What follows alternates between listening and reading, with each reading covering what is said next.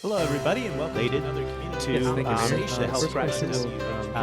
Share our resources of personnel. That's a great Another question, and way to I would respond direct them to the thinking Red outside the Cross box, trying to come up with Hospital. ways of moving forward. So, Partnership. thanks, Ambrose. And So Let's try to keep these numbers from doubling. Okay, so it's really important. I'm glad. I hope you're watching at home. First, I want to say thank you for inviting me to the show. hello, everybody, and welcome to another edition of Facebook Live Community Conversations. I'm Mayor Eric Papenfuss, and it's Friday at noon, so we're here live with you. We've got a great show today. We're going to talk about biking in the city of Harrisburg, the upcoming Bike Week, a little bit about some improvements we're making throughout the city to make it easier for biking. We're also going to be joined by the owners of Harrisburg's newest store, Pedego, which is a electric bike shop in the city of Harrisburg, and we're going to talk about the much anticipated and long-awaited improvements for State Street.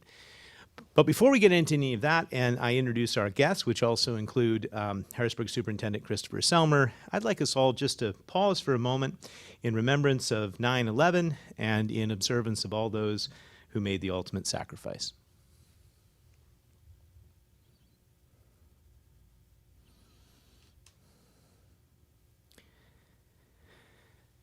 Thank you.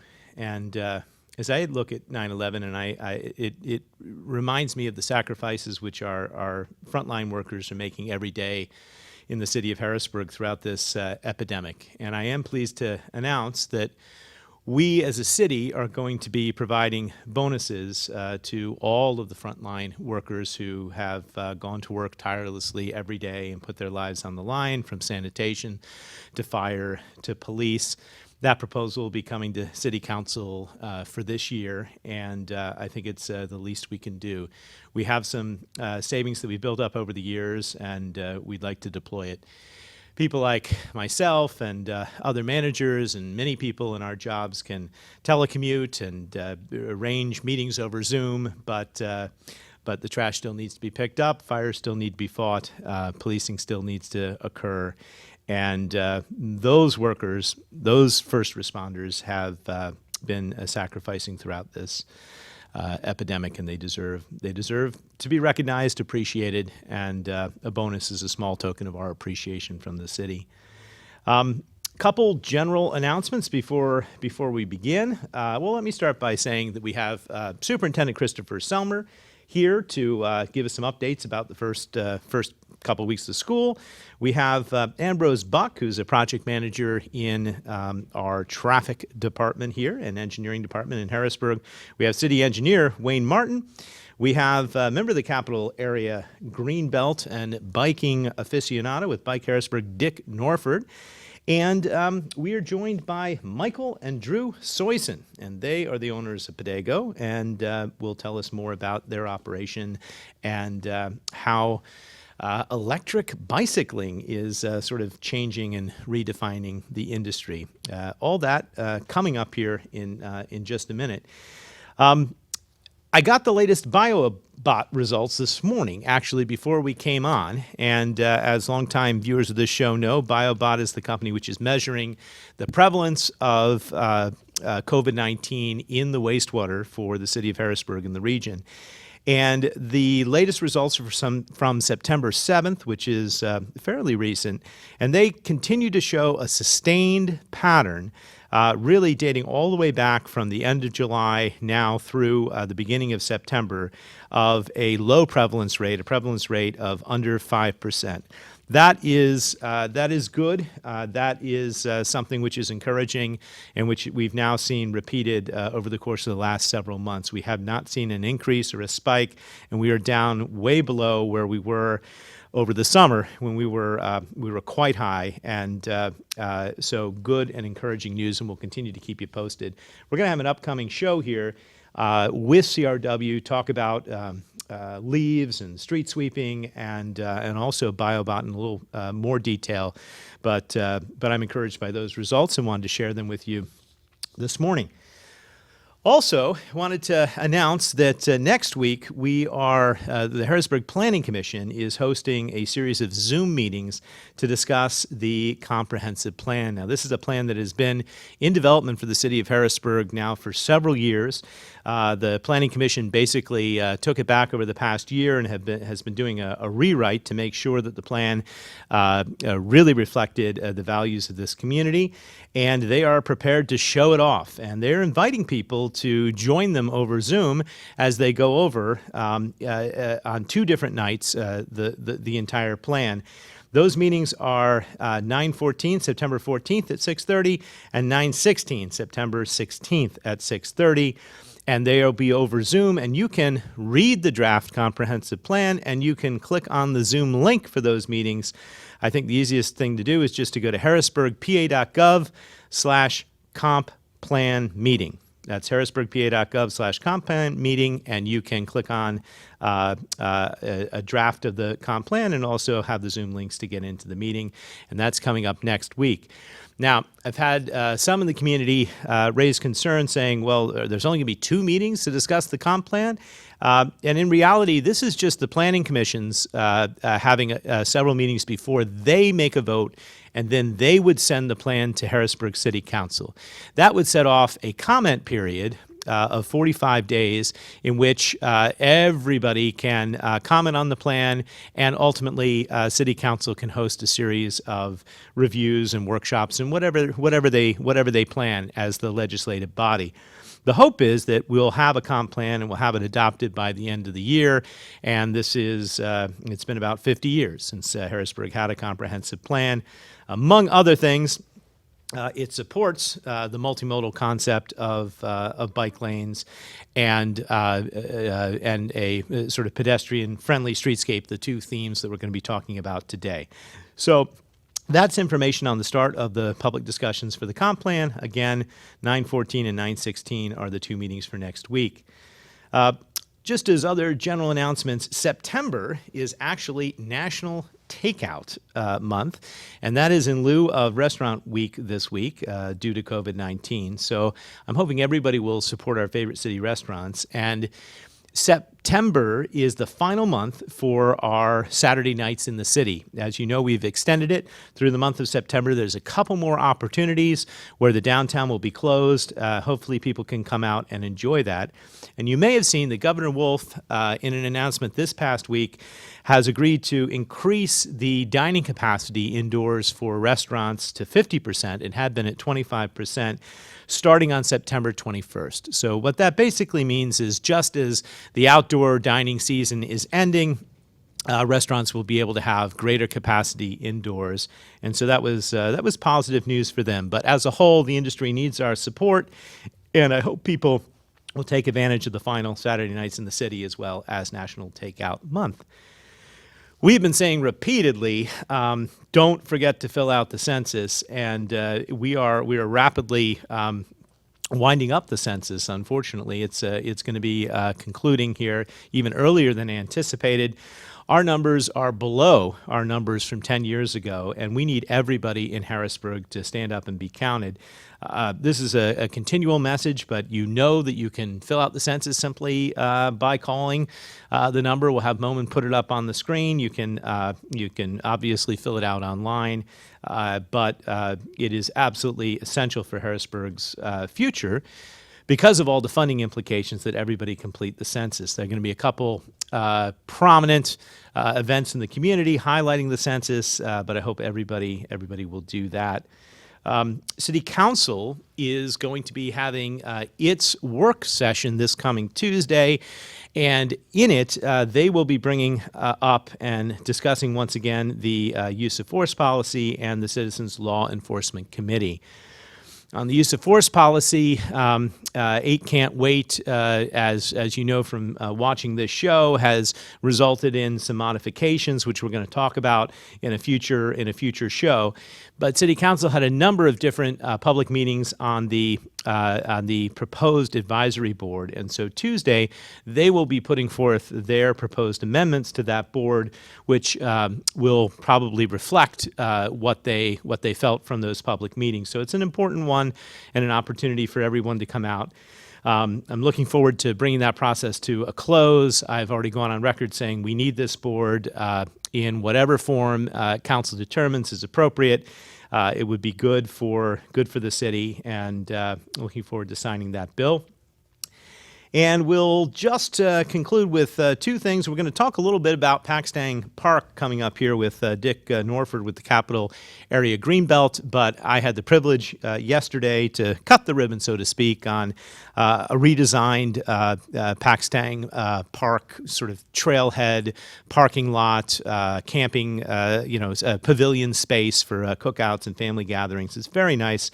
And it was spearheaded by Samba, which is the Susquehanna Area Mountain Bike Association. They've done a lot of great work. They've got a fantastic trail system that runs throughout the Greenbelt. We'll talk a little bit more about that, but it's now easier than ever to park and experience the Greenbelt.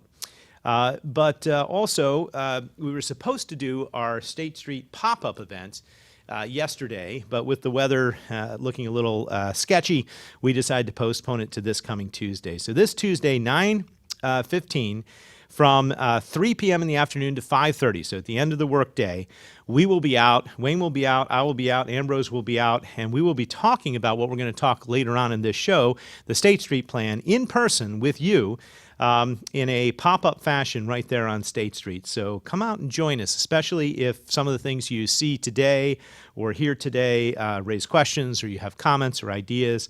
I hope you'll come out and join us at the pop-up event. That is specifically designed to be before the City Council session, which will then be on at Zoom at 5:30. So this Tuesday, State Street pop-up followed by Zoom. Well, let's get on with today's agenda, and let's go to Christopher Selmer. I can tell you, Mr. Selmer, in my house, it's been quite a couple of weeks with all the online learning. I've got a middle schooler, a high schooler, and a college student. They are all at home, all doing their classes online. How has the virtual learning platform been working for the Harrisburg School District, and how has the transition back to school gone so far?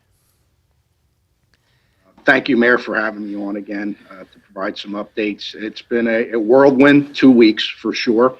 The fact that we've taken an entire school system and converted it to a virtual platform essentially within 5 to 6 months, it was a tall order for sure. First and foremost, I need to thank the families of Harrisburg. They have really worked with us. It's been bumpy the first 2 weeks. But I feel like as we're heading in, ending week 2, we're in a much better place than we were just 9 short days ago. Our students are logged on. We had a over 83% distribution rate of devices, which we felt was very strong.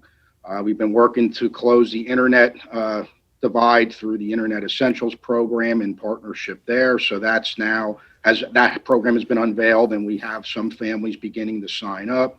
But all in all, given the task at hand, I'm proud of our students, I'm proud of our families, and I'm proud of the school district and everyone that was working on this. It was it was a tall order and it was a heavy lift, but I think we are at a point where things are starting to settle in. We still have to make some adjustments, but overall, 2 weeks in, I think we're certainly in the right direction.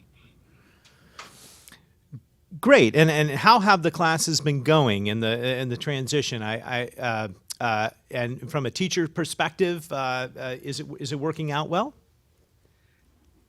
The teachers it's definitely an adjustment for our teachers. Prior to the school year, we did provide, a week dedicated to professional development, but it's one of those things where you have to just get into the mix and you learn things as you go along. And they're certainly making those adjustments, and we're learning things, that even with the best well thought out plans, you start to see things when you go live, so to speak. So I think one of the biggest pieces we're looking at is the schedule itself. Short of Act 13 legislation that was provided last March, as a school district, even on a virtual platform, we're required to provide 180 days of instruction and 990 hours of instruction. So our initial schedule mirrored a schedule that would be typical of a normal school day. And certainly 2 weeks in, we're looking at, the blend of asynchronous versus synchronous, in-person, online, live instruction. And I think there's definitely some modifications we're going to make in the coming weeks that I think would be beneficial for our teachers and our students. But I am proud of our staff. This was a significant change in, instructional practice that we asked them to embrace and deliver on. And overall, they have worked extremely hard to do so. Again, I think we are certainly heading in the right direction. I think, one thing to keep sight of is the first 2 weeks of school, even in a normal environment, always has bumps in the road. And now if you take this where we completely, essentially changed our school system and our instructional delivery, I think overall we did a good job. Our IT group, I can tell you, really stepped up. They were inundated with phone calls and tickets. They handled over 1,700 calls and help desk tickets in the first 9 days. And certainly that slowed down this week, but they never had experienced or seen volume at that level. And many of them have been with the Harrisburg School District for decades. So they certainly had to respond to that while still in the process of distributing devices, even through the first 2 weeks of school. So again, but our families have been phenomenal. They've been understanding, and again, there's been stress on systems, not just in Harrisburg, but across the state and even nationally, because many of us use the same learning management systems to provide this online learning support. And those systems were taxed just because of the number of school districts, locally, statewide, and nationally that have had to move to an online platform. Sure, it's been a lot of change in a short period of time, and it's not just in Harrisburg; it's all over the country. And this is transforming learning, and it's a major change for families and communities everywhere. It sounds like we're moving along well. You mentioned an 83% distribution rate. That sounds good. But what are we doing to reach that last 17%? And does that match attendance rates? Are we also in that similar percentage? Yes, we are, and I think some of the gap with the 17%, some of those students already have devices. So we didn't require that each student had to pick up a device if they already had a workable device in the home. So I believe there's some gap there that closes, some numbers there that close that gap. The other piece is we have been making phone calls. We've been going out knocking on doors for the students that were with us last year that have not responded.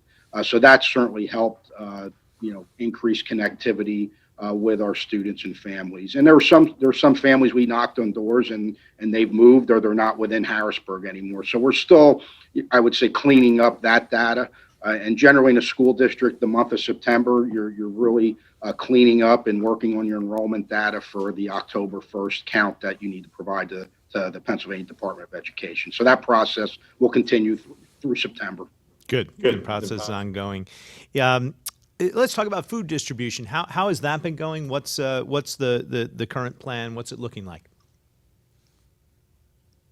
We have increased back to 2 days a week, Tuesday and Thursday. The times are posted on our website. We've expanded where we've delivered food now from each building, so to make it more accessible for our students and families, especially because our students are online learning and they may have to walk to their home building to pick up those meals and then get back to be online for the afternoon. So far so good. And this week we actually unveiled a dinner grab and go meal as well. So when we started this in March, we were doing breakfast and lunch. And as of this week, we were able to expand our offering to actually have a third meal, a dinner meal, as part of our grab and go package. So I'm pleased with that. Our intent over the next couple of weeks is we are going to do surveying of families, because I would like to gather information on, how they feel about the meals. Are there things we could change? Are there meal offerings that maybe we could provide that we're currently not providing? So we definitely want, as a school district, to get that feedback so we can continue to fine tune the program. But overall, first 2 weeks, the numbers look pretty good. They're actually trending more than what we were doing in the summer at the end of last school year. So I believe that's a positive. But again, there certainly could be increased participation, even more so than what we're seeing currently. Great. And I guess just maybe as a final question, is there anything that we as a community can do to help the district and help in this transitional time? When you were on last, we talked about the Community Classrooms Initiative, and maybe you have an update on that. Has that been working out well? Yes, I've been in communication with Representative Kim, and it sounds like it's gone well so far. There is still room, so if there's families that still need that support, they do have a Facebook page, I believe, where their information is there and it is out in the public. So certainly, my understanding is there is availability yet with the program. But yes, so far so good from the indications I received from Representative Kim. And again, we're very appreciative of all her efforts to spearhead that initiative to support our students and families. I mean, ultimately, I think we all want to be back to an in-person instructional model. I don't think there's any argument that is the best instructional delivery programming we can provide and supports for our students. But I think given the situation, the community has responded between Representative Kim, between our partnerships, Mayor, to support our students, Tri-County Community Action Plan supporting our internet, initiative to close the internet divide. I'm very pleased with the support we have received. I just want to encourage our families to continue to look at our Facebook page. Please continue to look at our website, and we do have now the Harrisburg School District app, which is a free app that can be downloaded. So when we push out information, families can have that information. It will be pushed right to their device. So I want to try and continue, the communication and keep it flowing effectively. There will be some additional updates that we'll be providing by Monday to families on HVLA, also on athletics.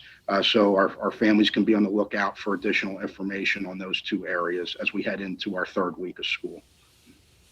Great. Thank you so much for that. And thanks for continuing to come on. And we'll continue this partnership as we move further along in the school year. Everybody should download the app if they haven't. Seems like that's the easiest and best way to stay connected to the Harrisburg School District. So thank you, Mr. Superintendent, for those updates this morning. And I just want to reiterate the importance of the census for the Harrisburg School District as well. What you had mentioned earlier, that the census data has a direct correlation to our federal funding. So the report you gave, in your opening, that the numbers are down, that certainly is concerning. So if there's anything we can do on our platforms to push out information for a last-minute push, please let me know, Mayor. We'd be happy to do that because it is so critical for the school district as well as the city. Couldn't agree more.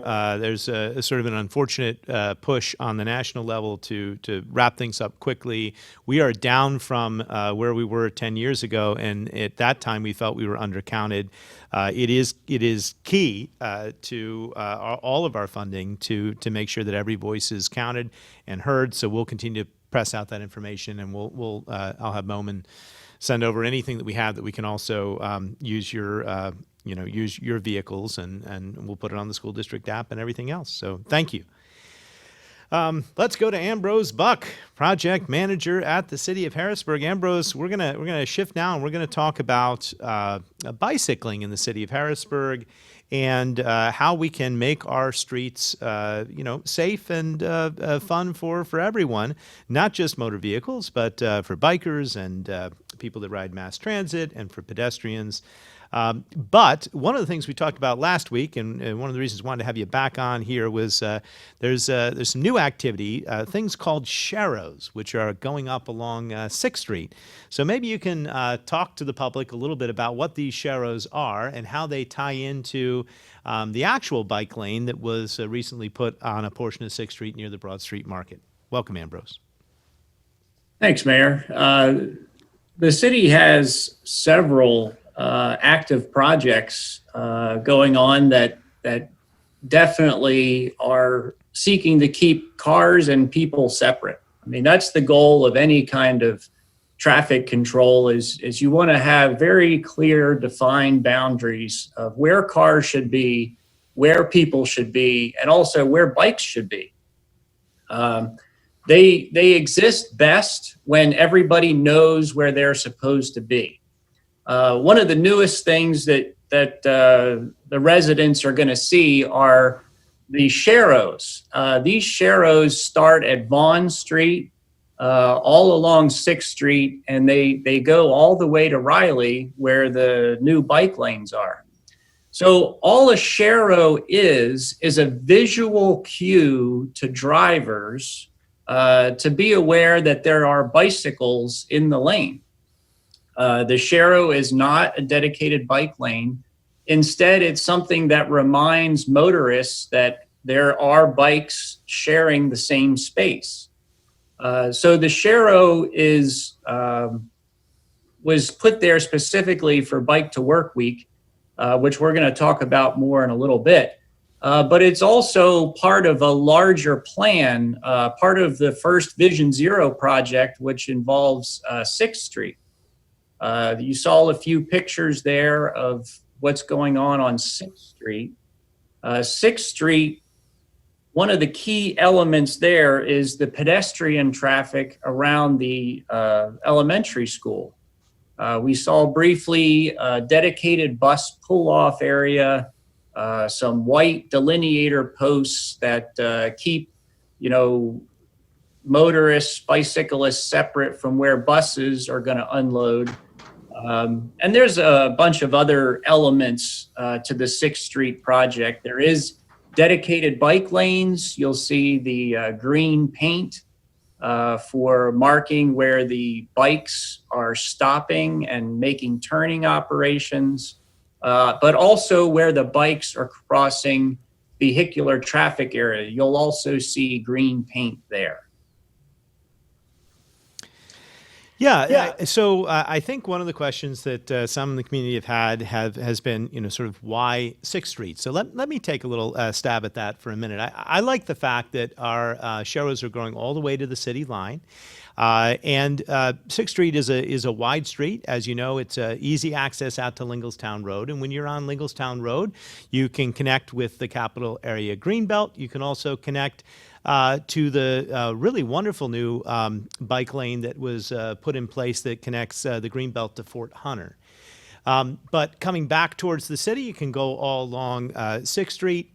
As you get into a little bit heavier traffic, the Sharrows become the bike lane around the Broad Street Market area, past Riley Street. You then connect to the Capitol Complex, where we have bike lanes sort of navigating through the Capitol Complex that were put in by the Commonwealth. And then this connects to our really the transportation center and improvements that we've made along Chestnut Street, which will bring bikers then, if they wish, either to the transportation center or back to Riverfront Park, and again back to the Greenbelt. So you've essentially bisected the city and provided a safe street. That's 6th Street. I think that's the answer to why 6th Street. Can you talk a little bit about the larger strategy? What other things are people going to see as we move forward with Vision Zero and we move forward with this idea of shared streets in Harrisburg? Yeah, you're exactly right, Mayor. 6th Street is a key corridor to some of the future improvements that the city has planned. One project that is already funded, already getting started, is the Vision Zero 2 bundle. So Vision Zero 2 is going to have various pedestrian improvements along 3rd Street. It's going to have pedestrian improvements along 2nd Street in the form of ADA ramps. Also some traffic control elements along Cameron Street. Two other projects that are in design and will be released for construction very soon are the 7th Street Roundabout and Mulder Square. Also, the east-west connector will provide bike lanes along Chestnut and some other pedestrian and bike amenities along Walnut Street. That project is in design now. The city does have funding for that project. Another exciting project that I hope I'm allowed to break the news on here is the Harrisburg Gateway project. That project does have some funding. It's going into design. The concepts are out there. And this is also going to work well with the State Street project that we're going to talk about a little later in our program. Yeah, I'm excited about all of it, and we absolutely will. Another project which you've spearheaded, which we could talk about, which I don't believe we have yet, is the Urban Meadow Extension project. So another aspect of this is, so you've got a two-way cycle track coming on 7th Street. You've got the Sharrows turning into a bike lane along 6th Street. I think the idea being we want to now connect that down Riley and via the Urban Meadow back again towards Riverfront and the Greenbelt. Can you tell us where we stand with that project? Yeah, Mayor, I'm excited about the Urban Meadow because, as the name indicates, it is kind of an oasis in the city. The Urban Meadow is essentially Boyd Street. Boyd Street connects at 6th Street, goes all the way to 3rd Street. Beginning at about Fulton Street, the Urban Meadow becomes pavers. So the Urban Meadow extension will extend the pavers from Fulton all the way up to 6th. It will be a dedicated pedestrian bicycle route. Cars will not be allowed on it.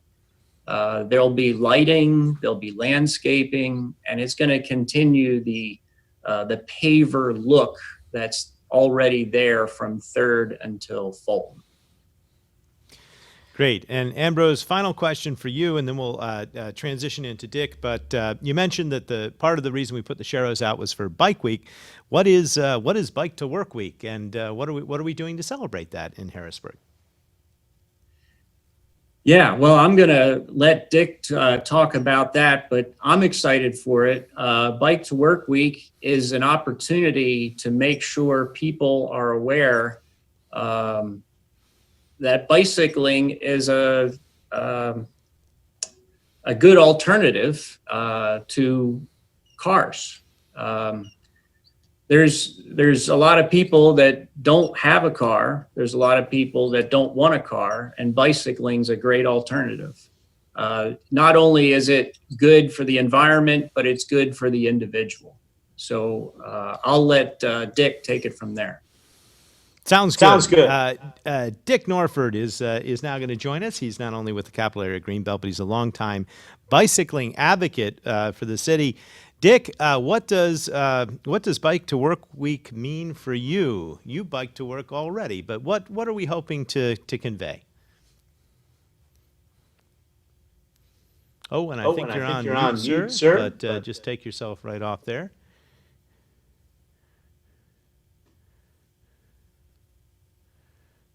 We can hear you perfectly. Go ahead. Thank you, Mr. Mayor, and thank you, Ambrose, for having us on. I just want to add one quick thing, Ambrose. A Sharrow is also to let the bicyclists know that cars are sharing the road as they're riding, and just to elaborate on what you said, those of us that are part of the bicycle world, we think that all the traffic problems are cars, and unfortunately, there's more people driving cars than riding bicycles. They think the problems are the bicyclists. But we've been able to prove over the last many years with things like Bike to Work Week, which started in 1956 as a way to show people that bicycle commuting was a good way to get to work. In the 1950s, post-World War II, the suburbs became more and more of a factor. More people were moving from the city to the suburbs. a trend which has continued, although it's reversed itself somewhat, but was to show people that bicycle commuting was not only healthy, it costs less than having an external automobile. Environmentally, it doesn't you don't emit a lot of fumes, a little bit when you're riding a bicycle, but not as many perhaps as an automobile. So Harrisburg is laid out in such an interesting way. 6th Street does, as the mayor said, cut the city directly, not precisely in half, but it's a corridor that moves through the city in one direction. State Street spreads the city in yet another direction, and both connect the city to the adjoining townships and boroughs. So Bike to Work Week this year for us means a huge cooperation between the city of Harrisburg, and Ambrose mentioned painting sharrows to Vaughn Street, which is the city limits. It's also the township limits, because 6th Street from Vaughn to Lingelstown Road, which connects the capital area Greenbelt, is Susquehanna Township. So Susquehanna Township wants to use that, and it's a very wide road, a nice connector. So Susquehanna Township will install for Bike to Work Week, which is September the 21st to September the 27th. Normally this is held during Bike Month, which is in May, but because of the pandemic and COVID-19 restrictions, it was delayed this year.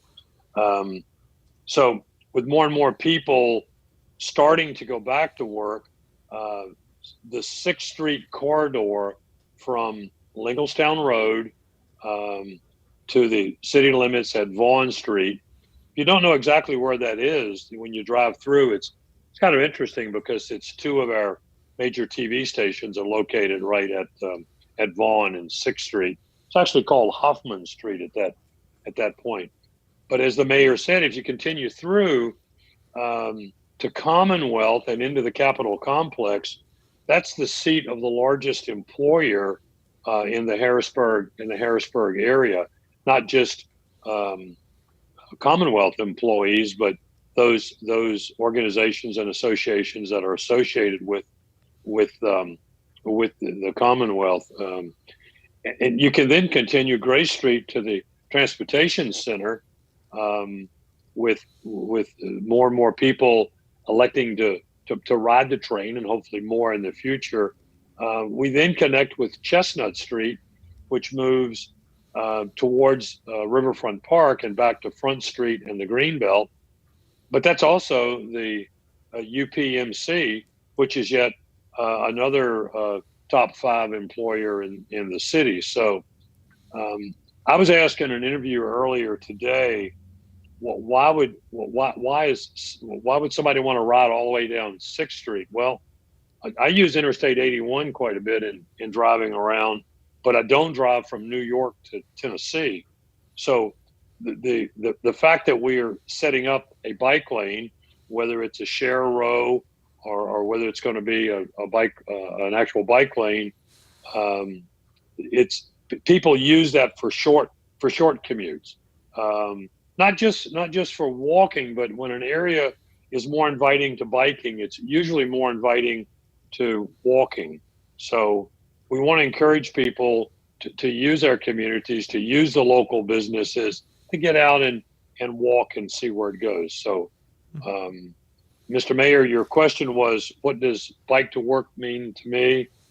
Bike to Work me means an opportunity for more people. 60% of people are interested in bike riding, but they're sometimes concerned about the safety. So interested and concerned would be 60% of 100%. There's also probably 25% of people that won't ever ride a bicycle. So what it means to me is a chance for more people to experience bicycle riding as a form of transportation. Maybe not even alternative transportation, Ambrose, but actual transportation. Remember, every trip, regardless of where you're going, you start by walking. So walking and biking are modes of transportation. No, that's great. I think you've definitely answered the why 6th Street is a focus. The connectivity to our two largest employers, the hospital and the Commonwealth, as well as the intermunicipal connectivity and the fact that we are connecting out to Susquehanna Township is really reason enough to focus on that road. Here's a question for you: with fewer people actually going to work. I mean, during the current pandemic, we've seen a lot of telecommuting, a lot of, we know our parking revenues are way down in the city because of the fact that largely state workers are not coming into work. With the reduction in commuter traffic, are we seeing a better environment for bicycling?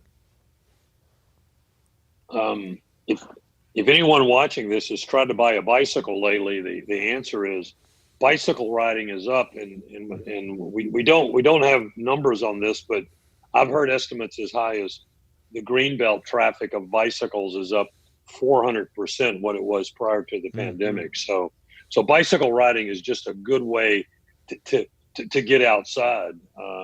Certainly some of the new bike lanes, especially the section between Lingelstown Road and Fort Hunter, at any given time of the day, there just appear to be hundreds of people either bike riding or walking, stopping, and enjoying the river. So we think our forecast is a lot of the people that are out now riding bicycles just as a joyride or a chance to go somewhere realize that bicycle may be a good way to get to work when their boss says, okay, it's all clear, let's all go back to work. So yes, sir. I think it's going to be a much stepped up form of commuter traffic in both directions. By the way, for city residents that want to visit Lingelstown Road, I see where a hack has delayed their opening of classes until next year. But someday this will be over, and we have a lot of Midtown folks and downtown folks, or even folks from the West Shore that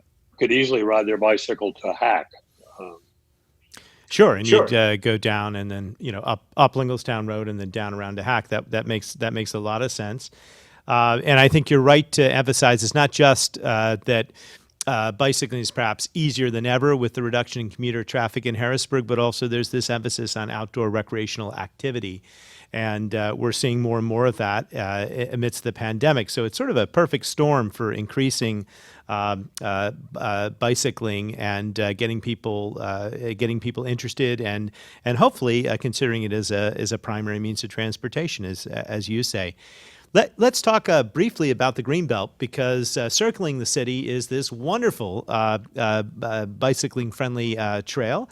And, we did cut a ribbon together, I mentioned at the beginning, for a new trailhead at Paxtang Park, which, if people are watching, was, historically, it was the first Hershey Park. It was where you could take a roller coaster ride or a Ferris wheel ride before there was even a Hershey Park. Talk a little bit about the Greenbelt. I know that's a passion of yours, and how that sort of ties into the overall vision for the region. We are so fortunate in this Harrisburg area. We have what many municipalities across the country and around the world are spending millions of dollars to develop, and that's an urban trail. Not only do we have this urban trail, it's supported by the Capital Area Greenbelt Association. The association does not own the trail. The trail is either owned by public. It's either publicly held. A large part's the city. A large part is Swatara Township as well as Susquehanna Township. But the Greenbelt Association maintains this trail in cooperation with those various municipalities. It connects municipalities. It connects communities, and it's there for everyone to use. It doesn't close. There's not an open and close. You can use it around the clock. It's not just a bicycle path, although there's a lot of bicycles on it. You see people every day walking and bird watching. it's just a beautiful circular ring around our city. We refer to it as an emerald necklace, and it is, to me, the absolute epitome of how communities are working together. Paxtang Park was a 40-acre park that was originally developed to encourage people to ride the trolley when the trolley systems were a major urban mode of transportation before everyone had 1, 2, or 3 automobiles. They used the trolley to navigate around the city. The trolley turned around at what is now the Paxtang Park, just off of City Park Drive, located in Paxtang Borough, and to encourage people to ride the trolley. And my goodness, I guess it probably cost a nickel or maybe a dime to ride the trolley. They started putting amusements in this area, rides for people to enjoy. There was a lake. At one time, there was actually a landing strip. You could learn to fly an airplane in that area. We now know it as Harrisburg East Mall, and as time changed, as the automobile became a part of everyone's life, unfortunately, that park fell into disarray. The Susquehanna Area Mountain Biking Association, and the difference in an association like the Susquehanna Area Mountain Biking Association, which is a chapter of the International Mountain Biking Association, and say, for example, the Harrisburg Bicycle Club. The bicycle club tends to ride on roads. The Mountain Biking Association builds their trails. There's over 10 miles of trails that were built and are maintained by the SAMBA organization to international standards. Well, this organization saw this park sitting in disrepair.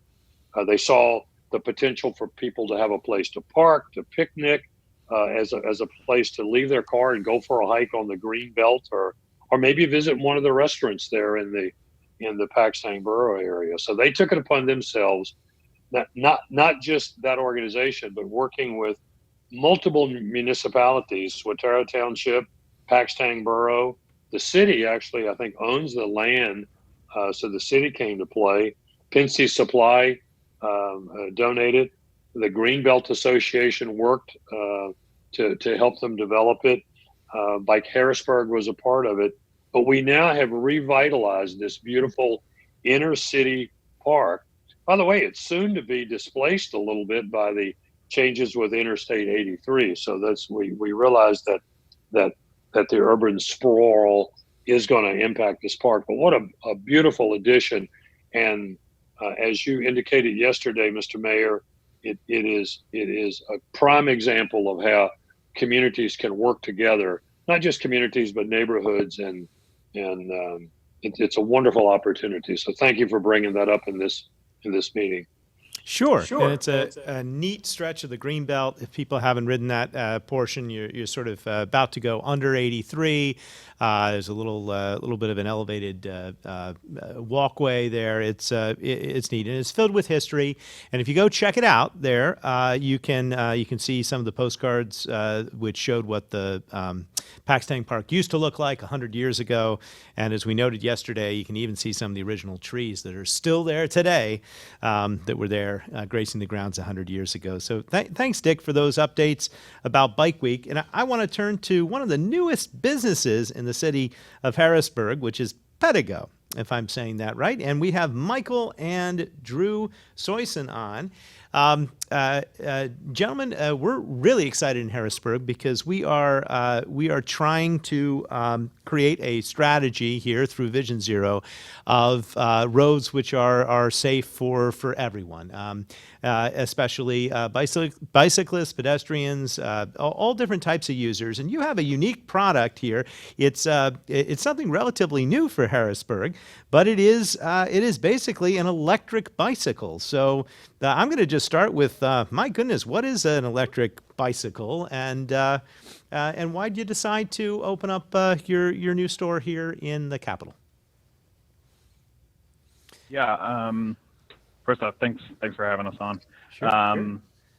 So all of our bikes have an electric motor that will help you either pedal, they kick in when you start pedaling, or you have a throttle option as well right there on the handlebar.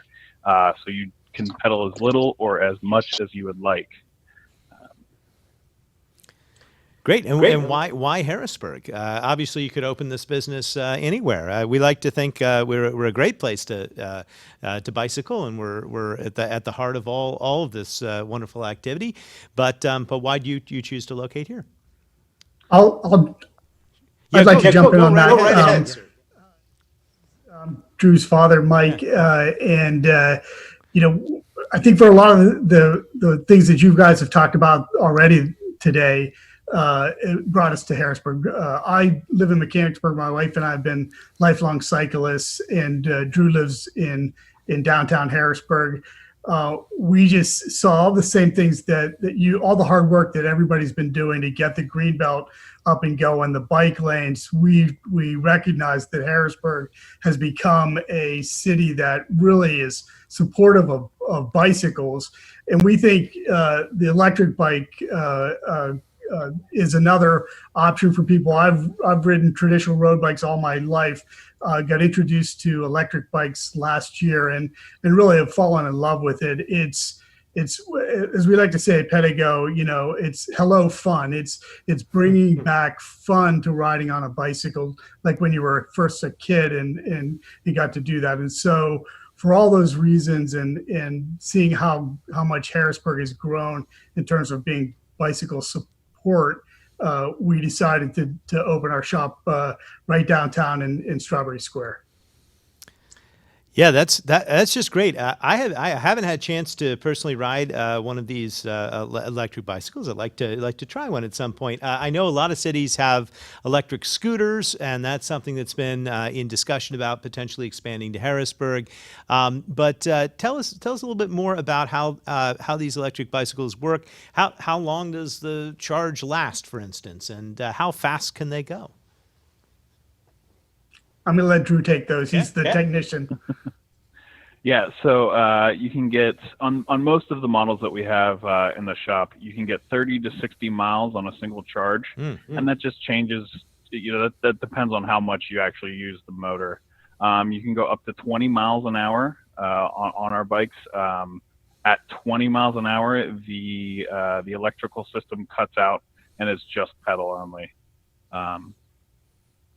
Good. Is it a hybrid? So I mean, you can choose to pedal if you want, or employ. If I'm going up a hill, I can kick in the electric, and is that how it works? I honestly don't know. Yeah, that's exactly how it works. The throttle specifically, if you come into a hill, end of your ride, end of the work day, you just don't feel like pedaling, you can just turn that throttle and it gets you there. But it does have, all our bikes do have a gear system. Most of them are 7-speed gear shift. So it does ride like a traditional bicycle. Neat. So I know a lot of retail has really been suffering during the pandemic. On the other hand, outdoor recreational activity is sort of exploding. So from a business perspective, and I know you sort of have chosen to open your doors amidst this sort of unprecedented time. Has it been difficult, or are you seeing a real strong interest in this? It has been. We've only been open a little over a week.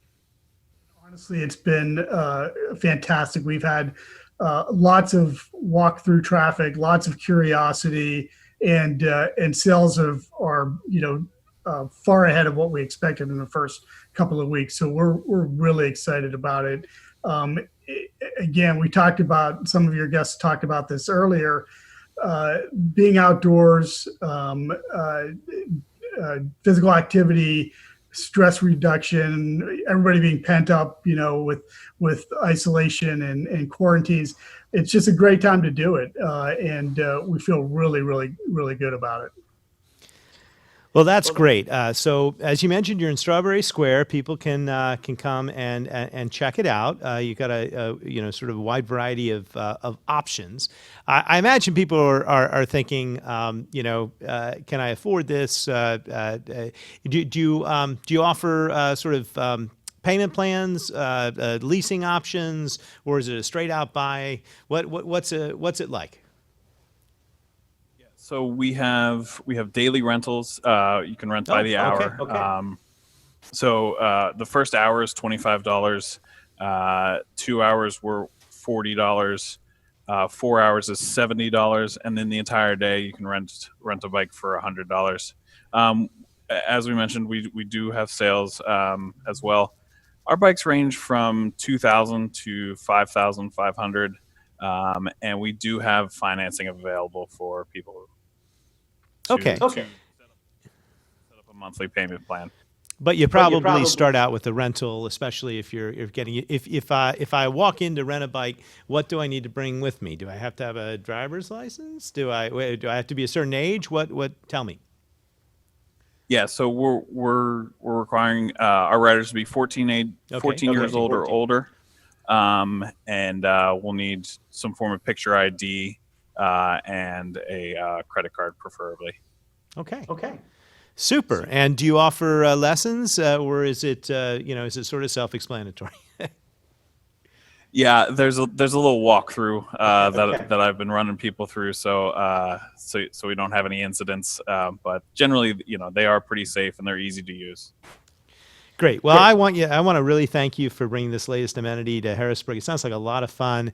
I imagine just Riverfront Park and going over to City Island on electric bicycle would be a wonderful experience. You got the Greenbelt, you've got these new bike lanes and trails and new routes throughout Harrisburg. So thanks for being a part of the change, and thanks for allowing us to spotlight a new business here in the city. We're going to conclude the show today by talking a little bit about State Street, and we are joined by City Engineer Wayne Martin. State Street is a critical thoroughfare, as Dick mentioned. It basically connects the downtown, goes through the center of Allison Hill, and goes all the way back out to Reservoir Park and the Greenbelt again. It was identified by our sort of Vision Zero's high injury network as the least safe street in the city, perhaps one of the least safe streets in the nation. And it has been a conundrum as to how to solve.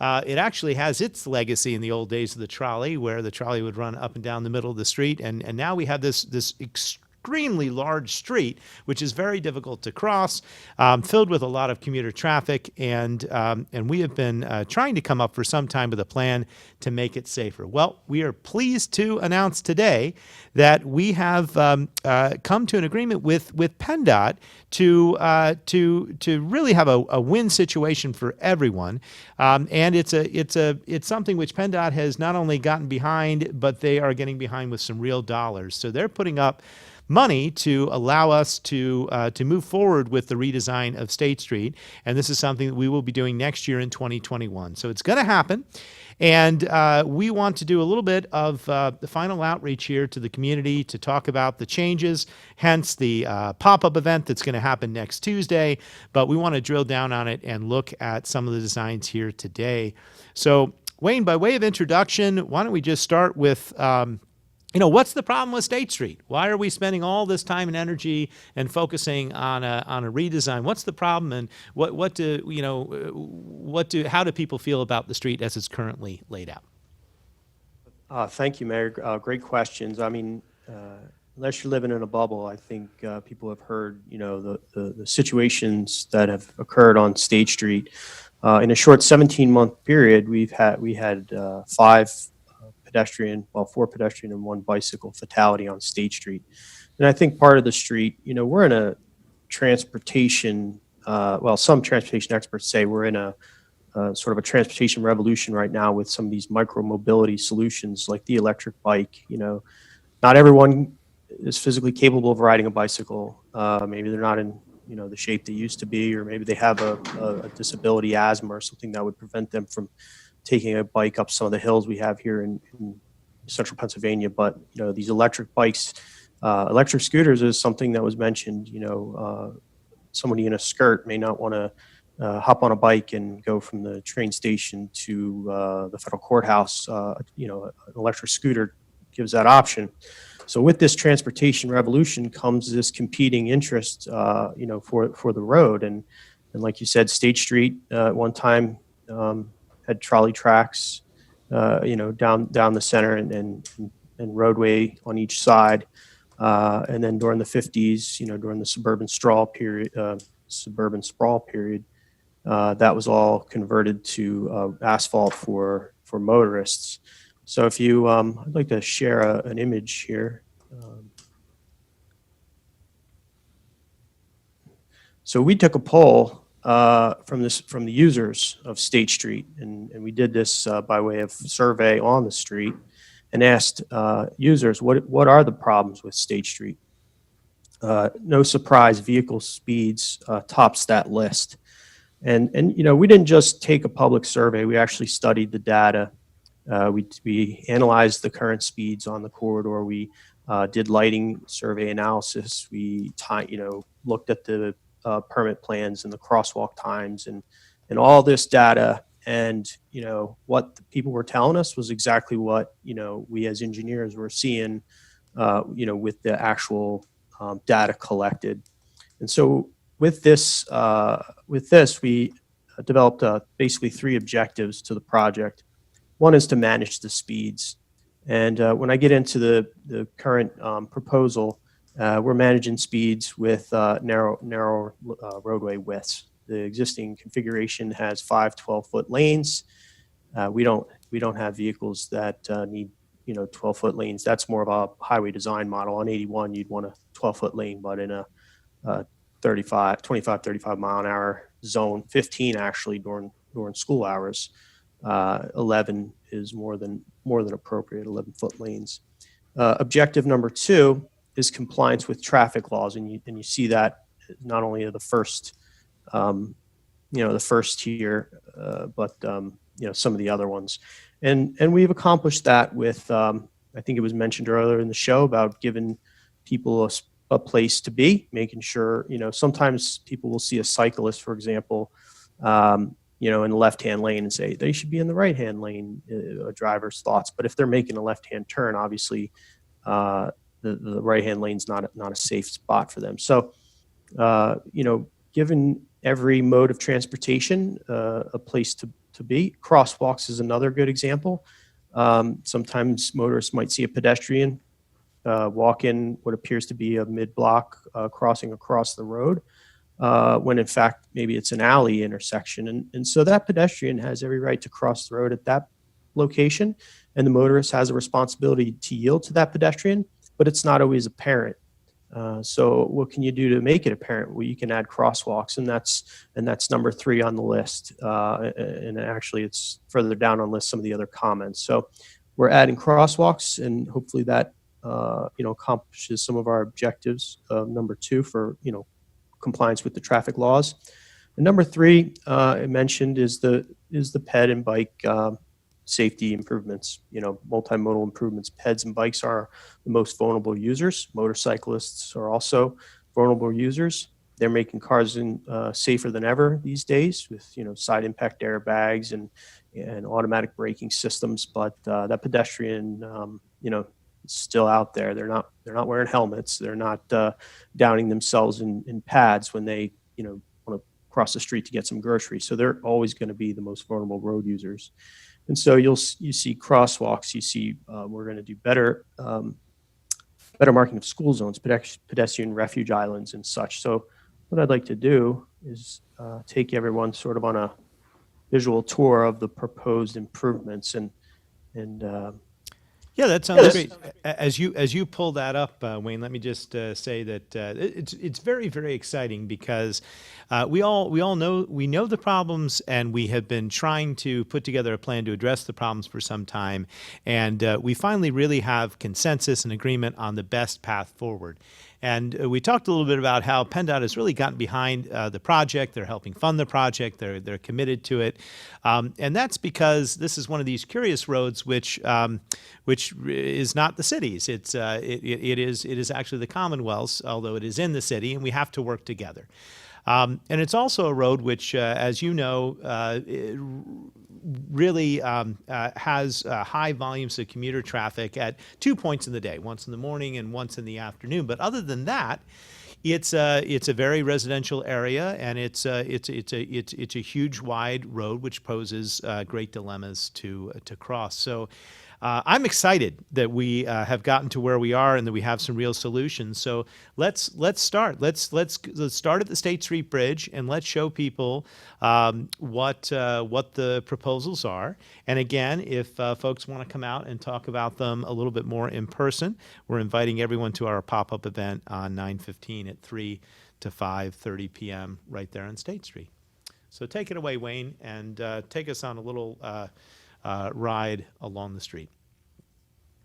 Thank you, Mayor. And again, just to reiterate, this is the current proposal. This is the one that, in concept, PennDOT has agreed. Not only has agreed to allow, seeing how this is a state route, but agreed to fund. And if I can let the cat out of the bag, they've offered $500,000 to implement this project, which we're estimating will cost around $653,000 to do. So that's a significant contribution from the state. And to their credit, they're not set up for a rapid response type project, right? Most transportation projects take 12 years to develop. And, so they've obviously seen also the need to collaborate with this, and we're definitely grateful to them for that.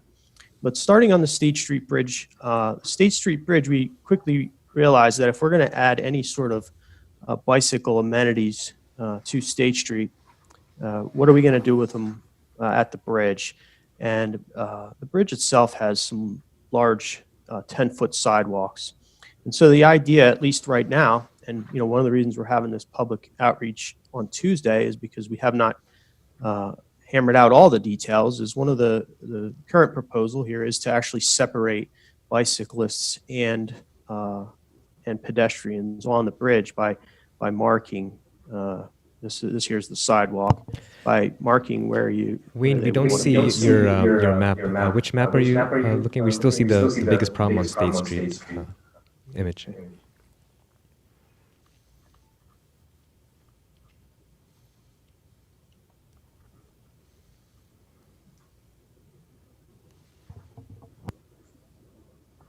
There we go. How's that? Yep. Okay, great. Thank you.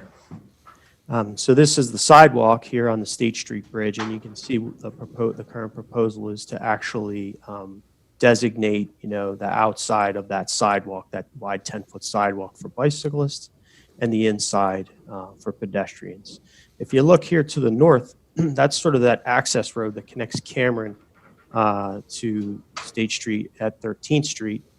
And the proposal there is to actually have a dedicated bike facility, that dedicated bike lane climbing the hill, but because of the narrow cartway, we would use sharrows, as was discussed earlier in the show, a shared environment to go down the hill where bicyclists can keep up with the motor vehicles. So here at 13th Street, the bike lanes would transition into that sidewalk or dedicated or the Sharrow environment. So that's there at 13th Street. Here we're showing some improved bus stop situation. And I think there was some images earlier. This was installed on 6th Street earlier this year. It's a designated bus stop, better than what's out there currently, which is, I think, just a sign that's the area is often taken up by parked cars. And so transit users are having to, negotiate between parked vehicles and things. So this, improves operations for transit users as well. Again, with the linear posts, I think we showed them over in the other image, to designate where a transit user might want to wait for the bus. So as we move east on this corridor, and I think there was a lot of discussion on 6th Street, which is, the north-south bicycle corridor vision for the city. I think State Street is one of the east-west corridors with sufficient space to provide that, bicycle micromobility accommodation. So as we move east, you see some improved crosswalks. This crosswalk here gets some refuge areas, and I think I might have jumped ahead a little bit. I think the one at 16th Street. So here's an example of a pedestrian refuge area that we would install, and it consistent, in addition to the new crosswalk. I mean, let's face it, people cross there. There's a service station, convenience store here.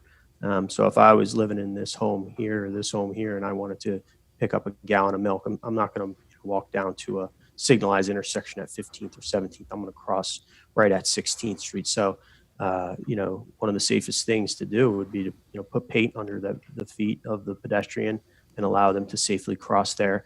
Adding a pedestrian refuge area also increases, the safety.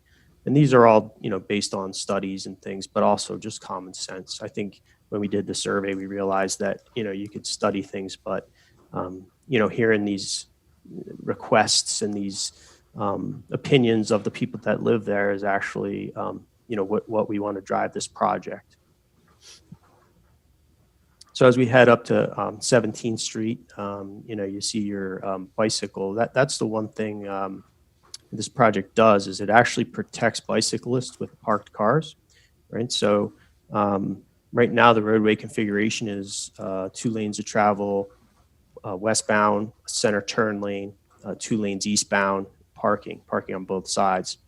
And so what this would do is consistent with what's in Paxton Borough is for 1 hour a day, there would be a parking restriction. And so in the AM when people are coming into the city, the parking would be limited and you would allow that westbound traffic to flow. And then in 1 hour in the PM, you would allow the traffic, 2 lanes to move out of the city. But the rest of the day and the times of the day where we're seeing had the fatalities or seeing the collisions, this would only be a 3-lane roadway because there'd be vehicles parked on both sides, narrow of the roadway. So 10-foot, 11-foot, travel lanes.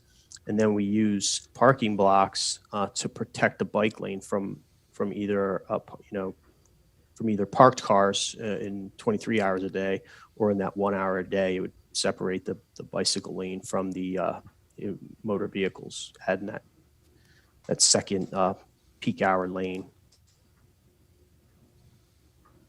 And there's the signage. I think that might have been taken in Paxton Borough. So it's it's right up the corridor. So it's a very consistent roadway treatment. That's people that commute this corridor are familiar with and comfortable with. And then it would tie together to some recent bicycle amenities that were installed on Parkway Drive and the National Civil War Museum. So this project actually intersects the green belt right here at the city limits. So I have, excuse me, one more graphic that I think could help some viewers to understand what it is we're trying to accomplish. Does everyone see a typical section?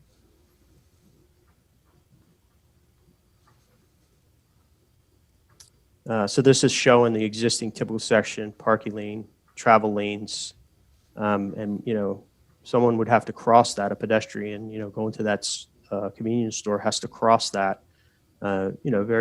Takes a long time to cross 76 feet of roadway. The proposed section here, you have the bike lane, you have the buffer, the parking lane, which converts to a travel lane during the peak hours, travel lane, turn lane, travel lane, again, that flex lane, if you will, the buffer lane and the bike lane. So that's the project as it stands today. It's we're working out some details with PennDOT on signage and what kind of parking block treatment could work. Where we also want to reach out to the residents and discuss any issues they might see with the project. But we're pretty comfortable that we've hit the head on on the three main objectives of the project, and we're real excited to finalize this design and get this project delivered. Well, Wayne, I know there's been a lot of community input already. It's really been at the heart of every Vision Zero discussion that we've had since we began. I think it inspired us adopting the Vision Zero program for Harrisburg. Again, people can come out to the pop-up event. We're also going to be discussing it with City Council on Tuesday as part of the budget reallocation. And this would be a project that we would plan to do in the spring or early in 2021 as soon as the weather were to permit. It has been, first of all, we had to identify the funds. We've now identified the funds. The city put a lot of money into the design, and we have some funds available. But to get that extra $500,000 commitment from PennDOT is really something. And it is, while there is some parking block and their delineator posts, it is a lot of paint. It's the type of project which we can test out and adapt and potentially change over time. But it not only connects to the Greenbelt, but I think we should also mention that once you make it over the State Street Bridge, it would connect into our cycle track on 7th Street and go back out to the courthouse in Riley and all the areas that we were just talking about. So it is really the sort of east-west component connector to the north-south connector of 6th Street. I imagine there are probably going to be a lot of questions, and we'll hope people will come out in person as well. But with that overview, I'm going to kick it to you, Momin, and see if we have questions from some of our viewers today. Yes, thank you, Mayor. I know we're running out of time for the show, but if I could just ask our guests to be really brief in these one or two questions on this discussion, and whatever questions we don't get, we'll go ahead and look into those and respond accordingly. The first question is for Dick. The next question would be for Drew regarding the Bicycle Week. So what are some basic guidance that you may have for new bicyclists that may be on the roads in support of a Bike Week? What should they be doing? Should they be riding with traffic, against traffic, that sort of thing? Should always ride with the traffic. It's I think Ambrose earlier in the program said that cars need to know where they're supposed to be, and bicycles need to know where they're supposed to be. So moving with the traffic is where you're supposed to be. Plus the signal, the intersections and the signals are set up for traffic to move with the bicycles to move with the traffic. The number one thing that a new bicyclist should know is to wear a helmet. It's pretty easy to comb your hair when you get where you're going. But bicycles do. You are out in the elements. It's also a good idea to have something over your eyes, glasses, sunglasses, or goggles of some type. And your bicycle should be in good repair. Moment, I hope I answered the caller's question. Yes, great, thanks. That's great advice. And next question is for Drew. Briefly, with electric bikes being it's a hybrid, is this a vehicle or is it a bike? Kind of a follow-up to Dick's response. Should they be using bike lanes or should they be in the road, depending on if they're using the motor? Yeah, so they are still bicycles. They're not classified as vehicles. Our bikes cap out a max speed of 20 miles an hour. So anything above 28 miles an hour, you would have to get registered, but those are not, our bikes. All of our bikes are Class 2 electric bikes. And then as far as, where they should ride, if there's a bike lane available, definitely use the bike lane and use the road and follow the traffic guidelines. Okay, thank you very much. Okay, Momin, thanks for that. Again, hope people can join us on Tuesday for the pop-up event for State Street. I want to thank all of our guests for coming out and participating, giving us a little bit of promotion for Bike Week. I think we'll have some additional activities coming up here in September as we move a little closer to the actual dates. A lot of positive changes underway in Harrisburg, a lot of investment in our infrastructure. I want to thank our engineering team, especially Ambrose and Wayne for their leadership. And all this, again, ties into the comprehensive plan for the city of Harrisburg, which will be under discussion with the Planning Commission next week. So lots to look forward to next week. And we will, of course, be back again next Friday at noon for another edition. On the docket for next week is a conversation about affordable housing, and I'm really looking forward to that. So thank you all for watching. I'm Mayor Eric Papenfuss. Until next community conversation, stay safe, stay well, and I'll see you next week on Facebook Live.